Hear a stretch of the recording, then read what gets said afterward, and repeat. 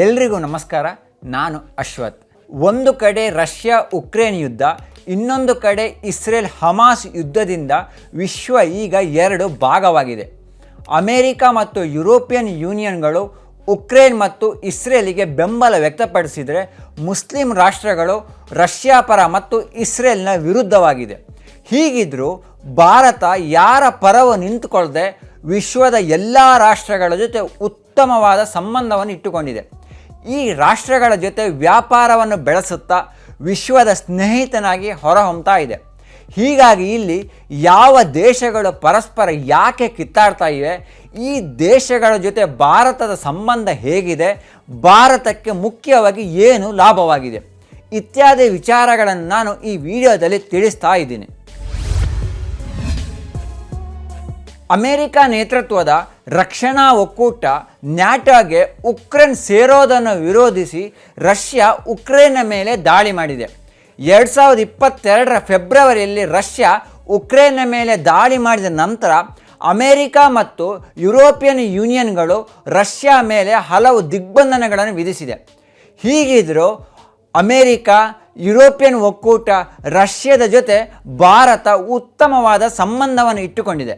America ಮತ್ತು Europe ನಿರ್ಧಾರಕ್ಕೆ ಬಗ್ಗದ ಭಾರತ ತನ್ನದೇ ಆದ ವಿದೇಶಾಂಗ ನೀತಿಯನ್ನು ಅಳವಡಿಸಿ ವಿರೋಧದ ನಡುವೆಯೂ ರಷ್ಯಾದಿಂದ ತೈಲವನ್ನು ಆಮದು ಮಾಡ್ತಾ ಇದೆ.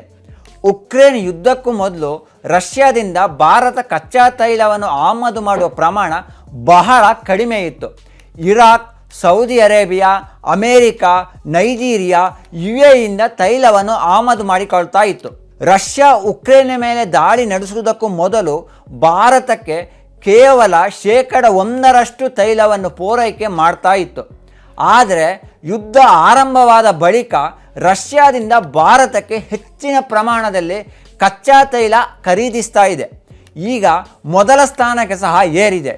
ರಷ್ಯಾ ನ್ಯೂಕ್ಲಿಯರ್ ಎನರ್ಜಿಯಲ್ಲಿ ಭಾರತಕ್ಕೆ ಈಗ ಸಹಾಯ ಮಾಡೋದಾಗಿ ಹೇಳಿದೆ. ರಷ್ಯಾ ಜೊತೆ ಭಾರತ ಉತ್ತಮ ಸಂಬಂಧ ಹೊಂದಿದ್ರೂ ಉಕ್ರೇನ್ ಮೇಲೆ ಯುದ್ಧ ನಡೆದ ಬಳಿಕ ಭಾರತದಲ್ಲಿ ಅಮೆರಿಕದ ಹಲವು ಕಂಪನಿಗಳು ಹೂಡಿಕೆ ಮಾಡಿವೆ. ಭಾರತದ ಲಘು ಯುದ್ಧ ವಿಮಾನ ತೇಜಸ್ನ ಇಂಜಿನ್ ನಿರ್ಮಾಣಕ್ಕೆ ಜನರಲ್ ಎಲೆಕ್ಟ್ರಿಕ್ ಕಂಪನಿ ಒಪ್ಪಿಗೆ ನೀಡಿದೆ. ಏರ್ ಇಂಡಿಯಾ ಕಂಪನಿ ಅಮೆರಿಕದ ಬೋಯಿಂಗ್ ಜೊತೆ 200 ವಿಮಾನ ಖರೀದಿಸಲು ಮಹತ್ವದ ಒಪ್ಪಂದಕ್ಕೆ ಸಹಿ ಸಹ ಹಾಕಿದೆ. MQ-9B ಡ್ರೋನ್ ಮಾರಾಟಕ್ಕೆ ಅಮೆರಿಕ ಅನುಮತಿ ನೀಡಿದೆ. ಅಮೆರಿಕದ ಚಿಪ್ ತಯಾರಕ ಮೈಕ್ರಾನ್ ಕಂಪನಿ ಟಾಟಾದ ಜೊತೆಗೆ ಸೆಮಿಕಂಡಕ್ಟರ್ ಘಟಕಕ್ಕೆ ಹೂಡಿಕೆ ಮಾಡಿದೆ. ಫಾಕ್ಸ್ಕಾನ್ ಜೊತೆಗೂಡಿ ಗೂಗಲ್ ತಮಿಳುನಾಡಿನಲ್ಲಿ ಪಿಕ್ಸೆಲ್ ಫೋನ್ ತಯಾರಿಸಲು ಮುಂದಾಗ್ತಾ ಇದೆ. ಒಂದು ವೇಳೆ ರಷ್ಯಾ ಉಕ್ರೇನ್ ಯುದ್ಧದ ವಿಚಾರದಲ್ಲಿ ಭಾರತ ರಷ್ಯಾ ಅಥವಾ ಉಕ್ರೇನನ್ನು ಬೆಂಬಲಿಸ್ತಾ ಇದ್ದರೆ ಭಾರತಕ್ಕೆ ಬಹಳಷ್ಟು ಕಷ್ಟ ಆಗ್ತಾ ಇತ್ತು. ಆದರೆ ಭಾರತ ನಮ್ಮ ಆಂತರಿಕ ವಿಚಾರದಲ್ಲಿ ನೀವು ಕೈ ಹಾಕಬೇಡಿ, ನಿಮ್ಮ ಆಂತರಿಕ ವಿಚಾರದಲ್ಲಿ ನಾವು ಕೈ ಹಾಕಲ್ಲ ಎಂದು ಸ್ಪಷ್ಟವಾಗಿ ವಿಶ್ವಕ್ಕೆ ತಿಳಿಸಿದ ಪರಿಣಾಮ ರಷ್ಯಾ ಮತ್ತು ಅಮೆರಿಕ ಜೊತೆ ಭಾರತ ಈಗಲೂ ಉತ್ತಮವಾದ ಸಂಬಂಧವನ್ನು ಇಟ್ಟುಕೊಂಡಿದೆ. ಪ್ಯಾಲೆಸ್ತೈನ್ನಲ್ಲಿರುವ ಹಮಾಸ್ ಉಗ್ರರ ಮೇಲೆ ದಾಳಿ ನಡೆಸಿದ ನಂತರ ಇಸ್ರೇಲ್ ಮತ್ತು ಇರಾನ್ ನೇರವಾಗಿ ಕಾದಾಟಕ್ಕೆ ಇಳಿದಿದೆ. ಹೀಗಿದ್ದರೂ ಈ ಎರಡೂ ದೇಶಗಳ ಜೊತೆ ಭಾರತದ ಸಂಬಂಧ ಬಹಳಷ್ಟು ಉತ್ತಮವಾಗಿದೆ. 2017ಕ್ಕೂ ಮೊದಲು ಭಾರತದ ಯಾವೊಬ್ಬ ಪ್ರಧಾನಿಯೂ ಇಸ್ರೇಲಿಗೆ ಭೇಟಿ ನೀಡಿರಲಿಲ್ಲ. ಆದರೆ ಮೋದಿ ಇಸ್ರೇಲಿಗೆ ಭೇಟಿ ನೀಡಿದ್ದು ಅಲ್ಲದೆ ಮಹತ್ವದ ರಕ್ಷಣಾ ಒಪ್ಪಂದಕ್ಕೆ ಸಹಿ ಹಾಕಿದರು.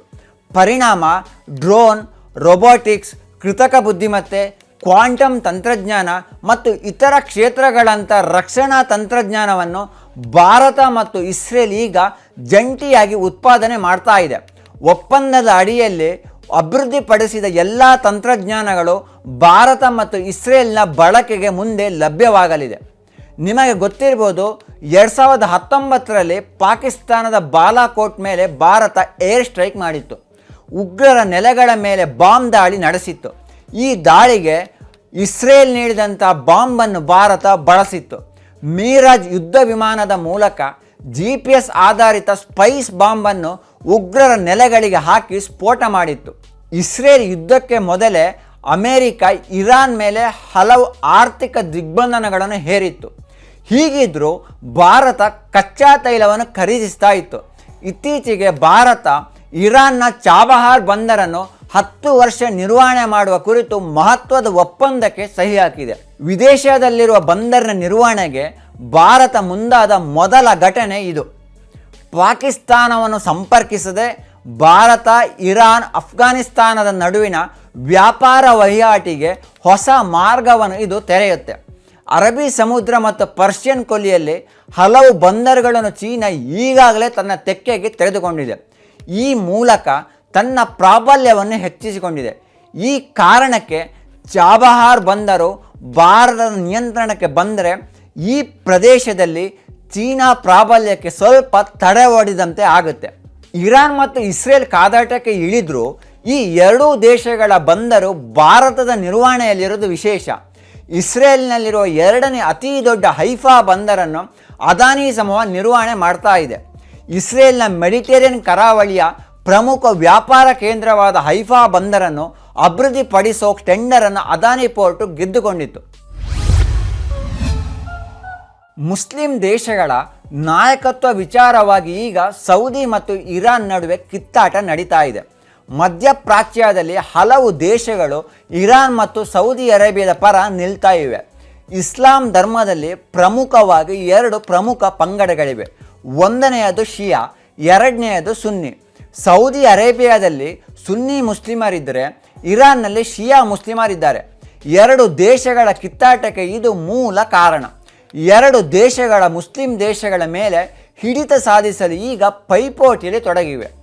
ಮುಸ್ಲಿಮರ ಪವಿತ್ರ ಸ್ಥಳಗಳಾದ ಮೆಕ್ಕಾ ಮತ್ತು ಮದೀನಾ ತನ್ನ ದೇಶದಲ್ಲಿರುವ ಕಾರಣ ತಾನು ಸುನ್ನಿ ಇಸ್ಲಾಮಿನ ಪಾಲಕ ಮತ್ತು ಇಸ್ಲಾಮಿನ ಪವಿತ್ರ ಸ್ಥಳಗಳ ರಕ್ಷಕ ಎಂದು ಸೌದಿ ಅರೇಬಿಯಾ ಹೇಳ್ತಾ ಇದೆ.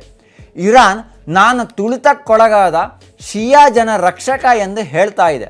ಇರಾನ್ ಜೊತೆ ಭಾರತದ ಸಂಬಂಧ ಎಷ್ಟು ಚೆನ್ನಾಗಿದೆ ಅನ್ನೋದು ನಿಮಗೆ ಈಗಾಗಲೇ ಗೊತ್ತಾಗಿದೆ. ಅದೇ ರೀತಿ ಸೌದಿ ಅರೇಬಿಯಾ ಜೊತೆಗೂ ಭಾರತದ ಸಂಬಂಧ ಬಹಳಷ್ಟು ಚೆನ್ನಾಗಿದೆ. ಭಾರತ ಸೌದಿಯಿಂದ ಕಚ್ಚಾ ತೈಲವನ್ನು ಆಮದು ಮಾಡಿದರೆ ಆಹಾರ ಉತ್ಪನ್ನಗಳನ್ನು ರಫ್ತು ಮಾಡ್ತಾ ಇದೆ. ಭಾರತದ ಹಲವು ಕಂಪನಿಗಳಲ್ಲಿ ಸೌದಿ ಅರೇಬಿಯಾ ಹೂಡಿಕೆ ಮಾಡಿದೆ. ವಿಶ್ವದ ಅತಿ ದೊಡ್ಡ ತೈಲ ಕಂಪನಿ ಸೌದಿ ಅರಾಮ್ಕೋ ಭಾರತದ ತೈಲ ಕಂಪನಿಗಳಲ್ಲಿ ಹೂಡಿಕೆ ಮಾಡಿದೆ. ಸೌದಿಯ ಸಬಿಕ್, ಅಲ್ಫನಾರ್ ಪಬ್ಲಿಕ್ ಇನ್ವೆಸ್ಟ್ಮೆಂಟ್ ಭಾರತದಲ್ಲಿ ಹೂಡಿಕೆ ಮಾಡಿದೆ. ವಿಶೇಷ ಏನೆಂದರೆ ಜಮ್ಮು ಕಾಶ್ಮೀರಕ್ಕೆ ನೀಡಲಾಗಿರುವ ವಿಶೇಷ ಸ್ಥಾನಮಾನವನ್ನು ತೆಗೆದ ಬಳಿಕ ಅಲ್ಲಿ ಈಗ ವಿದೇಶದ ಹೂಡಿಕೆಗಳು ಬರ್ತಾ ಇದೆ. ಸೌದಿ ಅರೇಬಿಯಾ, UAE ಕಾಶ್ಮೀರದಲ್ಲಿ ಹೂಡಿಕೆಗೆ ಆಸಕ್ತಿಯನ್ನು ತೋರಿಸಿವೆ. ಸೌದಿ ಮತ್ತು ಇರಾನ್ ಮಧ್ಯೆ ಕಿತ್ತಾಟ ಯಾಕೆ ನಡೀತಿದೆ ಎಂಬುದನ್ನು ತಿಳಿದುಕೊಳ್ಬೇಕಂತಂದರೆ ಈ ಹಿಂದೆ ನಾನು ಮಾಡಿರುವ ವಿಡಿಯೋವನ್ನು ನೀವು ಯೂಟ್ಯೂಬ್ನಲ್ಲಿ ವೀಕ್ಷಣೆ ಮಾಡ್ಬೋದು. ಜಪಾನ್ ಮತ್ತು ದಕ್ಷಿಣ ಕೊರಿಯಾದ ಮಧ್ಯೆ ಭೂಪ್ರದೇಶ ವ್ಯಾಪಾರದ ವಿಚಾರದಲ್ಲಿ ಕಿತ್ತಾಟ ನಡೀತಾ ಇದ್ದರೂ ಹಿಂದಿನಿಂದಲೂ ಈ 2 ದೇಶಗಳ ಸಂಬಂಧ ಭಾರತ ಜೊತೆ ಬಹಳಷ್ಟು ಚೆನ್ನಾಗಿದೆ. ಜಪಾನ್ ಆಟೋಮೊಬೈಲ್, ಎಲೆಕ್ಟ್ರಾನಿಕ್ಸ್ ಹೂಡಿಕೆ ಮಾಡಿದೆ. ಅದೇ ರೀತಿ ದಕ್ಷಿಣ ಕೊರಿಯಾದ ಕಂಪನಿಗಳು ಆಟೋಮೊಬೈಲ್, ಎಲೆಕ್ಟ್ರಾನಿಕ್ಸ್ನಲ್ಲಿ ಭಾರತದಲ್ಲಿ ಹೂಡಿಕೆ ಮಾಡಿದೆ. ಸ್ಯಾಮ್ಸಂಗ್ ಕಂಪನಿ ಉತ್ತರ ಪ್ರದೇಶದ ನೋಯ್ಡಾದಲ್ಲಿ ವಿಶ್ವದ ದೊಡ್ಡ ಮೊಬೈಲ್ ಫ್ಯಾಕ್ಟರಿಯನ್ನು ತೆರೆದಿದೆ. ಹಲವು ರಾಷ್ಟ್ರಗಳು ಪರಸ್ಪರ ಜಗಳ ಮಾಡ್ತಾ ಇದ್ದರೂ ಭಾರತ ಯಾವುದೇ ದೇಶದ ಪರವಾಗಿ ನಿಂತಿಲ್ಲ. ಅಷ್ಟೇ ಅಲ್ಲದೆ ಅಮೆರಿಕ ಮತ್ತು ಯುರೋಪ್ ದೇಶಗಳ ಒತ್ತಡಕ್ಕೆ ಸಹ ಮಣಿದಿಲ್ಲ. ಒಂದು ವೇಳೆ ಅಮೆರಿಕ ಮತ್ತು ಯುರೋಪ್ ರಾಷ್ಟ್ರಗಳ ಒತ್ತಡಕ್ಕೆ ಮಣಿದು ರಷ್ಯಾದಿಂದ ಕಚ್ಚಾ ತೈಲ ಆಮದನ್ನು ನಿಲ್ಲಿಸ್ತಾ ಇದ್ದರೆ ಭಾರತದಲ್ಲಿ ಪೆಟ್ರೋಲ್, ಡೀಸೆಲ್ ಬೆಲೆ ಭಾರಿ ಏರಿಕೆಯಾಗುವ ಸಾಧ್ಯತೆ ಇತ್ತು. ಆದರೆ ಭಾರತ ತನ್ನದೇ ಆದ ವಿದೇಶಾಂಗ ನೀತಿಯನ್ನು ಅಳವಡಿಸಿದ ಪರಿಣಾಮ ಎಲ್ಲ ರಾಷ್ಟ್ರಗಳ ಜೊತೆ ಉತ್ತಮವಾದ ಸಂಬಂಧವನ್ನು ಹೊಂದಿದೆ. ಈ ನೀತಿಯಿಂದಾಗಿ ಭಾರತಕ್ಕೆ ಬಹಳಷ್ಟು ಲಾಭವಾಗಿದೆ. ಕೋವಿಡ್ ನಂತರ ನಿಮಗೆ ಗೊತ್ತಿರ್ಬೋದು ಹಲವು ದೇಶಗಳ ಆರ್ಥಿಕತೆ ಕುಸಿದಿದೆ. ಹೀಗಿದ್ದರೂ ಭಾರತದ ಆರ್ಥಿಕತೆ ಬಹಳಷ್ಟು ಉತ್ತಮವಾಗಿದೆ. ಈಗಲೂ GDP ಬೆಳವಣಿಗೆಯಲ್ಲಿ ಭಾರತ ಮೊದಲ ಸ್ಥಾನದಲ್ಲೇ ಮುಂದುವರಿತಾ ಇದೆ. ಧನ್ಯವಾದಗಳು.